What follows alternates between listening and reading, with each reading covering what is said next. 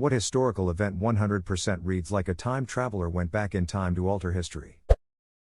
The assassination of Archduke Franz Ferdinand. Somebody throws a grenade at his car, and it blows up behind him. That's the first incident of time travel, stopping the assassination. Later, as he goes back, the driver realizes that he's on the same route where the grenade was thrown, and they try to turn around. The whole procession of cars stalls, and a guy who just happened to be sitting there, goes over and shoots him. That's a second time traveler, fixing what the first had done. Since the whole thing lit off World War I and led to the rise of Hitler and then World War II, I kind of wonder what Ferdinand would have started if he hadn't been killed. It must have been pretty bad for them to send a second time traveler to put Nazi Germany back into the timeline. I'm 100% for the theory that a time traveler foiled the assassination, went back to the future, found out it had resulted in aliens invading us or something, went back in time again and fixed it. It's also possible that without World War I happening right then, World War II started later, after a bunch of German scientists already made certain discoveries. And when the Nazis took over, they already had both rockets and atomic bombs. Time traveler gets back, looks at the Nazi flag on the wall, and says, well, shit. I wonder if I can catch that Princip guy at the CAF. Fidel Castro's assassination attempts being dodged is so unrealistic, really, he dodged about 600, that it feels like a time traveler went back and foiled every single one of them. The American Civil War's first real battle was at Bull Run on land belonging to a Mr. McLean. After that he said screw this, I'ma move to the country and avoid this war. He moved to Appomattox Courthouse, where Lee surrendered to Grant, in the McLean's living room. Later, Wilmer McLean was heard to have said the war began in my front yard and ended in my front parlor. Blogs.loc.gov. Apparently the Union generals just ducking took his stuff as souvenirs and just handed him money as he said it wasn't for sale. Lamau. At least their money was good. When Lee marched north in the campaign that ended with his defeat at Gettysburg, lots of shopkeepers whose wares were seized for the war effort were compensated with Confederate dollars. The whole reason Lee marched on Gettysburg is that there was a shoe factory he wanted to loot because his soldiers' boots sucked. I mean, that actually sounds like a pretty valid goal. Good shoes would go miles in deployment speed. Whereas bad ones make the march both slower and easier to tire out. And kill troops because nothing ruins morale and causes infection and injury like bad wet boots. The Russian writer Fyodor Dostoevsky was sentenced to death by firing squad, and just as they were preparing the groups to be shot, a messenger came with a letter from the Tsar forgiving them and the sentence was changed to prison labor. He later went on to write some of the most influential novels of all time. In school we learned that he was actually never going to get shot, the Tsar just wanted to scare him and others like him. It was planned like that from the beginning. I hope the firing squad was informed about this in advance. Imagine how awkward it would be if they finished the job before the messenger showed up with a pardon. They just wanted to get to the break room before all the good donuts were gone. They love the ones with the holes in them. A Belgian businessman was instrumental to the Manhattan Project's success. Realizing uranium's importance, he shipped 1,200 tons of it to Staten Island. When Lieutenant Colonel Nichols contacted him, he simply responded, "You can have the ore now. It is in New York. I was waiting for your visit." Franz Ferdinand's assassination. It was so much happenstance, shenanigans, and tomfoolery that it's like a special achievement in a Hitman game. Da Vinci. The madman designed a tank in the 1500s. However, he designed the gearbox backwards to make any real version's wheels lock up and fail. He also designed a 12-barrel gun carriage, which is basically the machine gun on steroids, the early parachute, the double hull, the use of concentrated solar power, and a calculator. The man was several centuries ahead of his time. Imagine if that madman had access to steam power. When Andrew Jackson's assassin attempted to shoot him, both of his flintlock pistols misfired. Andrew Jackson had to be restrained after almost beating the assassin to death with his cane.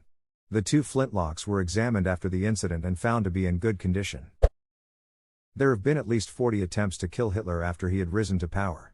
Sometimes they failed because the assailant couldn't get close enough, at least that's what they said afterwards, but a lot of them failed because of reasons that seem plausible if it happens once but begin to smell fishy when you look at all of them. Elzer's bomb went off as planned, but Hitler, who loved to hold speeches, had finished early that day. Tresco's bomb failed because at first he, as a high-ranking officer of the Wehrmacht, couldn't get his hands on anything that goes boom for months, and when he finally had some, the bomb didn't explode. Talk about German efficacy. Stauffenberg could have just shot the bastard. His attempt was part of a general upheaval after all, so his chances to survive that day would have been not that bad. But he planted a bomb because that went so well the last times. And so on. We will never know why, but somebody believed or even knew that a premature death of Hitler would have been even worse for the world than what we got. Or it was a wereaboo who wanted to see a tiger too. Who knows? Edit, I'm a bit surprised by the number of people who are trying to explain to me that I'm wrong. Like, dudes, I'm open for the idea that time traveling might not be real, yet. My favorite failed attempt was when a Wehrmacht general was going to kill him with a suicide bomb. The general was in charge of a weapons depot, and Hitler was coming to inspect the equipment. The plan was to set the timer for a few minutes, then at the end of the tour grab Hitler in a bear hug and they'd both blow up.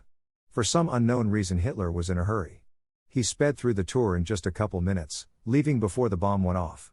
The general had to run to the bathroom and race to disarm the bomb, saying he managed it with only seconds to spare. I remember that guy.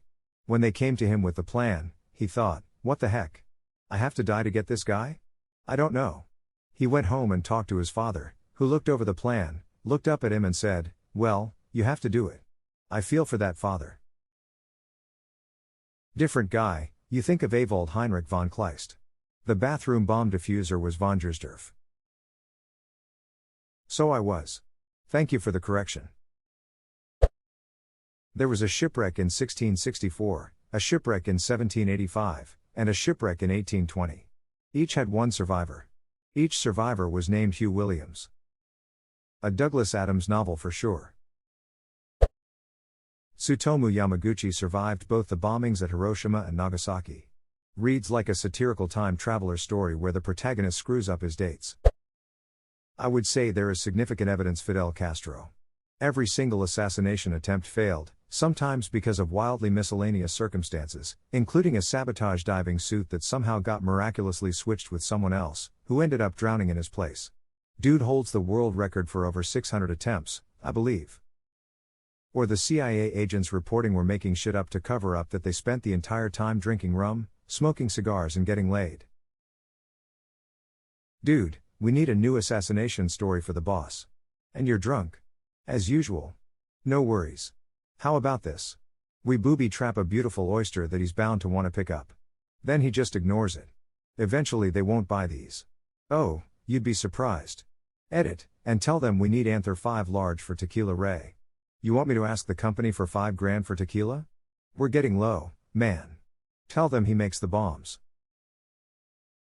Do you think one day they'll ask why we didn't just shoot him? Ha ha ha. Johnson. Welcome to the CIA. Edgar Allan Poe writes about an event 40 plus years in the future. Basically, Poe writes about 4 people who are starving at sea, draw straws, and kill and eat the loser, cabin boy Richard Parker. 40-odd years later 4 people are adrift at sea in a lifeboat, one drinks seawater and goes into a coma.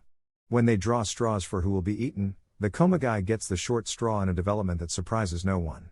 And so the 3 other men kill and eat the cabin boy. Richard Parker. Seriously. Pretty sure the tiger out of Life of Pi is named Richard Parker for this reason.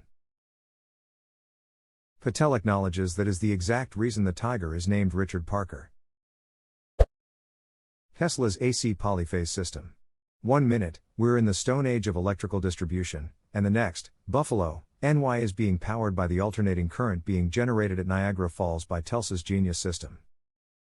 They were considering transmitting power from Niagara to Buffalo by pneumatic pipes or ropes and pulleys.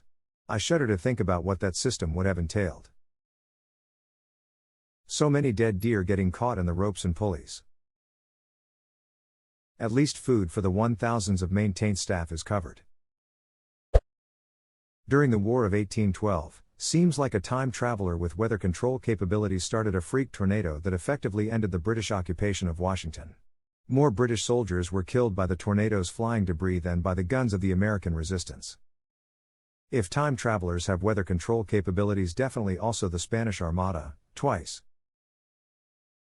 And the Mongol Armada that tried to invade Japan. Twice. Divine wind.